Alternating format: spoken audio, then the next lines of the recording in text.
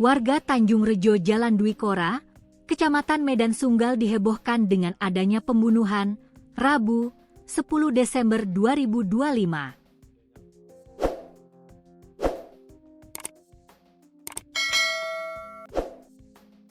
Seorang perempuan ditemukan tewas di dalam kamar dengan luka tusukan di sekujur tubuh. Warga yang penasaran dengan kejadian tersebut berhenti di pinggir jalan, tepatnya di depan rumah korban. Pantauan Tribun Medan, terlihat rumah berlantai 2 di pinggir jalan Dwi Kora ini sudah dipasangin garis polisi. Warga sekitar tidak mengetahui apa penyebab tewasnya perempuan tersebut. Berdasarkan informasi yang diperoleh Tribun Medan, Kepala Lingkungan V, Kelurahan Tanjung Rejo, Kecamatan Medan Sunggal, Nonong, mengungkap bahwa kejadian pembunuhan sekitar pukul 5 waktu Indonesia Barat. Nonong mengatakan, korban pembunuhan merupakan seorang perempuan atau ibu rumah tangga yang tewas mengenaskan. Pembunuhan diduga dilakukan anak nomor 2 yang berusia 13 tahun dan masih duduk di sekolah menengah pertama, SMP. Jenazah korban dibawa ke Rumah Sakit Bayangkara II Medan untuk dilakukan otopsi lebih lanjut. Sementara anak keduanya didampingi ayah kandungnya dibawa ke Polsek Sunggal untuk dilakukan pemeriksaan lanjutan. Korban pertama kali ditemukan oleh anak sulungnya sekitar pukul 5 WIB dalam kondisi tergeletak di atas kasur.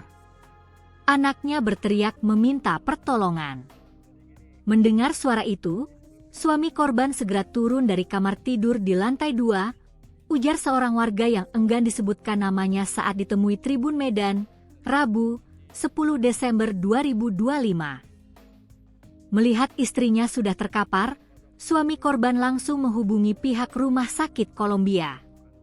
Sesampainya di lokasi, dokter yang memeriksa memastikan korban telah meninggal dunia.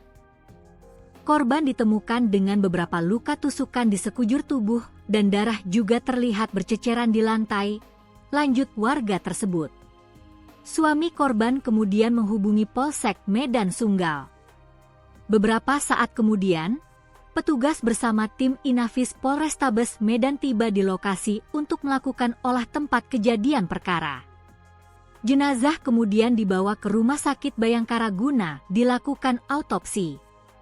Jenazah korban sudah dibawa ke RS Bayangkara untuk pemeriksaan lebih lanjut, kata warga lain.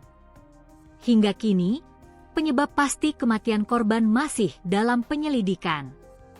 Namun, anak kedua korban diduga kuat sebagai pelaku.